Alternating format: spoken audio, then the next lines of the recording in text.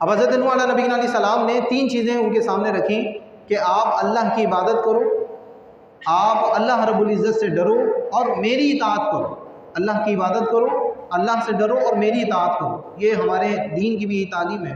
نبی پاک علیہ السلام نے بھی یہ درس دیا کہ اگر کسی کی عبادت کی جائے گی وہ فقط اللہ تعالیٰ کی عبادت ہو، اگر کسی کا خوف رکھا جائے گا تو وہ فقط اللہ رب العزت کا خوف رکھا جائے گا۔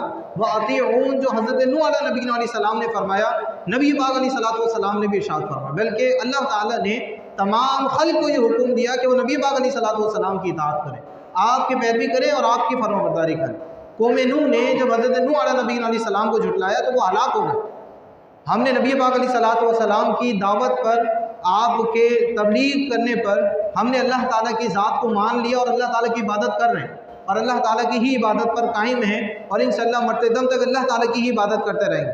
تو ہمیں دوسرا اللہ رب العزت کا خوف اپنے دلوں میں پیدا کرنا ہے، اللہ تعالیٰ کا خوف ہمیں پیدا کرنا ہے، کیونکہ حضرت نوح علیہ نبی علیہ السلام نے اپنی قوم کو اللہ کے خوف کے پیدا کرنے کا ذکر کیا کہ اللہ رب العزت سے ڈرو۔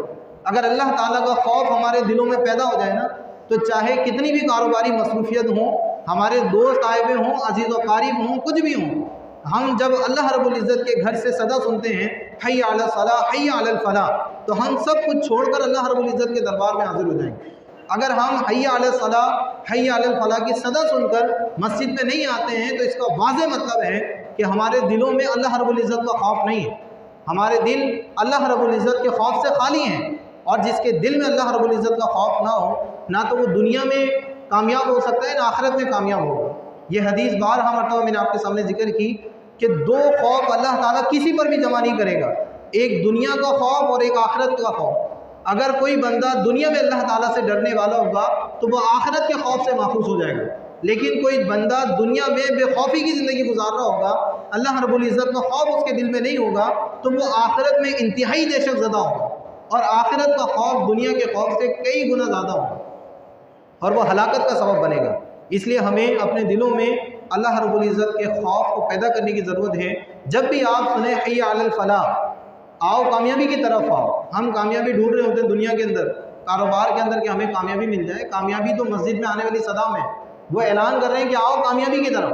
کامیابی اپنے رب کی بارگاہ میں حاضر ہونے میں ہے، نہیں ہے کہ کامیابی اپنے دوستوں میں بیٹھنے میں ہے، چائے پینے میں ہے، کھانا کھانے میں ہے۔ جب اللہ تعالیٰ کے گھر سے صدا بلند ہو گئی تو اب چاہے آپ گھروں میں ہوں، کہیں پر بھی ہوں، کسی قسم کی بھی مصروفیت ہے، اللہ رب العزت کے حضور حاضر ہوں۔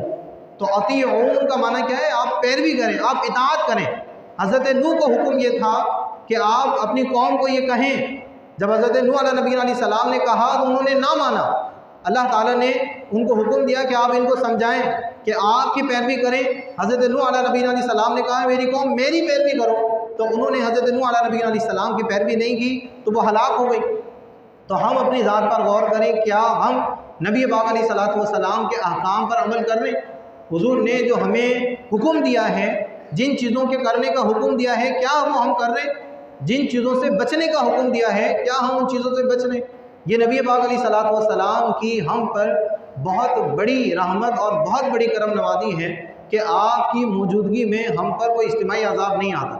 یہ حدیث بھی انشاءاللہ آپ کے سامنے بیان کریں گے کہ ایک نبی کی موجودگی میں اگر عذاب آ جاتا ہے یا ایک نبی کی موجودگی میں عذاب نہیں آتا تو امت کے لیے کیا رحمت اور کیا برکت کی چیزیں انشاءاللہ آپ کے سامنے بیان کریں گے۔ اللہ تعالی ہمیں عمل کی توفیق عطا فرمائے۔